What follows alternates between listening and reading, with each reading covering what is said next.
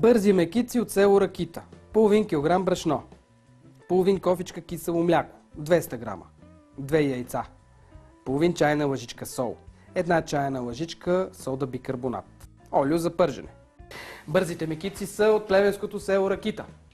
Там, където правят крокмач. Един прочут деликатес от мляко, от овче мляко, който само се посолява, изварява на водна баня и зимата с печен пипер пие много ракия. Да, по ракиено време се говори за ракия и за ядене. Сега, ние обаче готвим и говорим за хранителни продукти. За бързите мекици ни трябват само няколко продукта. Брашно, кисело мляко, яйца, малко сода, сол. Пресяваме брашното добре. Това е половин килограм. Слагам го в тази тепсия и така по-лесно ще успея да умеся тестото. Отделно в друга купа ще смеся киселото мляко с сода. Винаги, когато използваме този набухвател, трябва да го загасим в кисела среда. В случая киселото мляко е тази кисела среда. Непълна чайна лъжичка ще е сода бикарбонат. Нека да кажем, защото има и амонячна. Амонячната в последно време почти не се използва, но в миналото е била и единствената сода. Преди да създадат сода бикарбонат. Амонячната сода има един недостатък, защото каквото и да правим, при по-дебелите изделия остава един много неприятен аромат, затова тя се използва по правило в тънките корабийки, бисквитки или някакви такива изделия. Така че сега тук ще сложа киселото мляко в тази купа. Трябва ни половин кофичка, което е 200 грама. В случай, че вземете някаква по-голяма разфасовка, вече има мляко и от килограми, от може би повече. И половин чайна, не пълна по-скоро, исках да кажа, чайна лъжичка сода бикарбонат. Не пропускайте това, иначе яденето не е вкусно, а мекиците още по-малко. Така, сега ще разбъркам добре и тогава слагам двете яйца.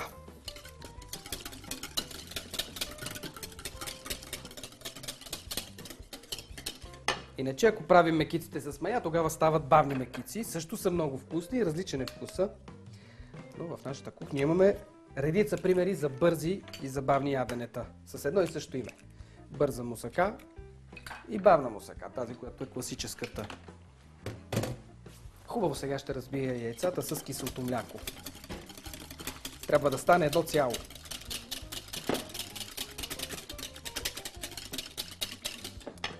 И посолявам. Посолявам течната смес. Така по-добре ще се разпредели в брашното. Една чайна лъжичка е солта.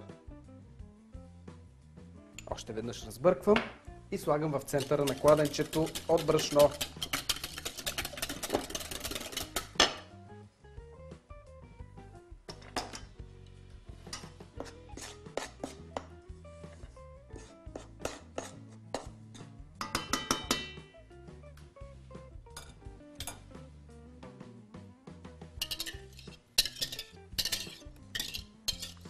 Има нещо важно. На пазара можете да видите различни по големина яйца. ML, XL.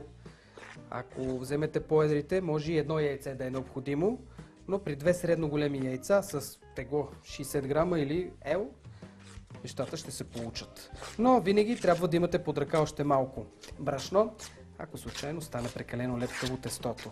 Ето така умесвам. С ръцете после ще си помогна да се виня всички тези фитилчета, докато имаме едно лепкаво и меко тесто. От него се разточва кора. От тази тънка кора се изрязват формички. Те могат да бъдат триъгълни, кръгли или ромчета. Доизтъняваме ги на ръка и пържим. Сега и аз вече мога да премина към замесването. Иначе с миксера също става. Само че използваме вилките, които са за тесто. Но на ръка е по-приятно да умесиш едно тесто. За мнозина това е и антистресова терапия. Умесването на хляб на някакъв сладкиш определено действа релаксиращо след труден работен ден. Ако разбираш се, те държат краката, защото има професии, които изморяват и не те държат краката и най-малко ти е до месене.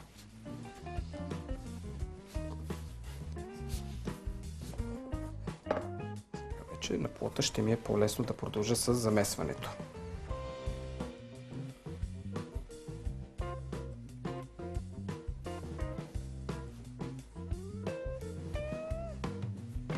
Няколко минути са нужни. И ще стане тестото лепкаво. Щом това е така, значи е готово. Не бива да прекаляваме с брашното, иначе ще станат доста твърди и може би мазни мекиците.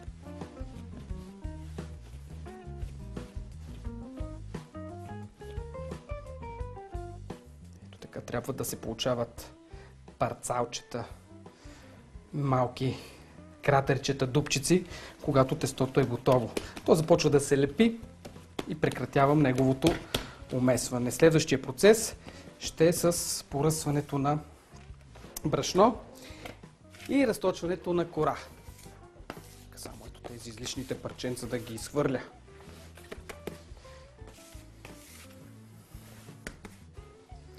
И вземам точилката, набрашнявам леко нашия плод, разделям на 2-3 кори готовото тесто.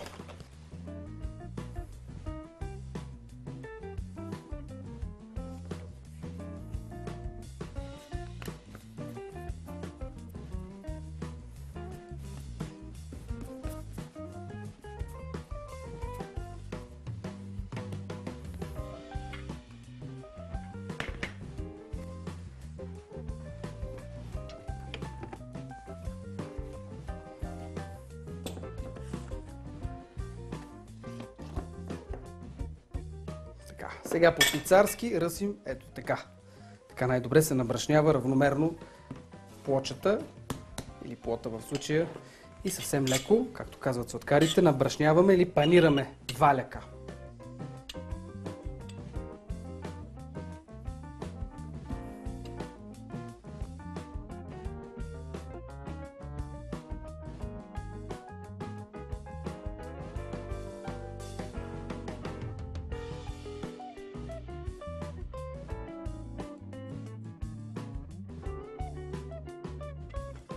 Мисля, че няма нужда повече да изтънявам. Кората можем да кажем е леко прозрачна. Виждаме ли се? Не, значи не е напълно прозрачна. Още малко мога да я разточа. И с моята любима формичка изрязвам мекиците. Аз имам 3 любими, но някой е по-любима от другите според случая. Квадрат, капка, триъгълник. Обаче аз ги обичам и трите, защото така няма да има караници, когато ги сложа. Един харесва повече триъгълника, като всеки славист, защото е в центъра на нашия герб. Други могат да харесват правоъгълника по някакви други причини, които са ми неизвестни. И капката, ето тук, върши чудесна работа. Така. Проверяваме маслото и внимателно изтънявам и слагаме 2 до 3 минути са достатъчни, за да изпържим нашите малки мекички. Затова са по-различни от тези с мая, които се изтеглят на ръка. И в чинията има разнообразие от геометрични фигури. Продължавам с изрязването на различните мекички.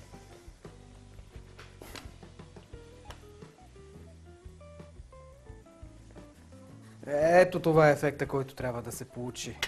Да се надуе, както казваше една колежка, подутички. Не им казваме кички, а подутички. И те са си такива. Много хрускави и много ароматни. Сега мазнината, искам да ви кажа, много важно да не е много гореща. Най-добрата температура е 165 градуса. Естествено, това е трудно да се разбере без да имаме термометър, който да издържа на такава температура.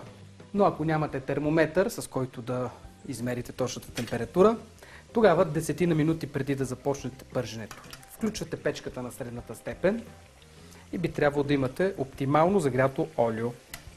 Ами продължавам. Сега вече е време първите мекички да ги извадя. Това тесто го оставям на страна, после ще го размеся по същия начин с остатъците от другите топки. Мога и да оптимизирам малко нещата, прекалено много фира остава, но така или иначе това не е проблем. За кратко ще сложа върху салфетка мекиците и след това вече мога да ги прехвърля в чинията за сервиране. Сладки или солени? Аз ги ям солени, затова няма да ги ръся, или поне няма да ръся моята порция. Аз мога да изям 5, като съм гладен. Триъгълника обаче. Нали сме слависти? Квадратите за червените, пък капките за сините. Хайде така да ги разпределим. С решетъчната лъжица е по-лесно. Ето така. Като че ли, не знам дали си въобразявам, но този тип мекици са по-малко мазни от традиционните, направени с мая.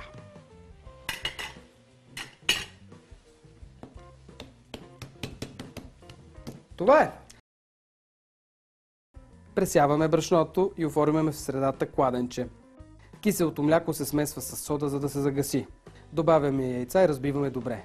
Сместа изсипваме в кладенчето при брашното и умесваме тесто. От тестото се разточва кора, която трябва да е тънка 1 см. От нея се изрязват триъгълничета, квадратчета или капки. Изрязаните мекици се пържат в загрято олио по 1-2 минути от всяка страна. Може да се поднесат поръсени с пудра захар или с сирене. Така, за хубави гости от Плевен, ето тези мекички. А другите, които вече казах, са със сиренето. За Ванчо мекичката, триъгълничета. Това е моята порция. Красота! Красота от мекици. Вкусно и практично.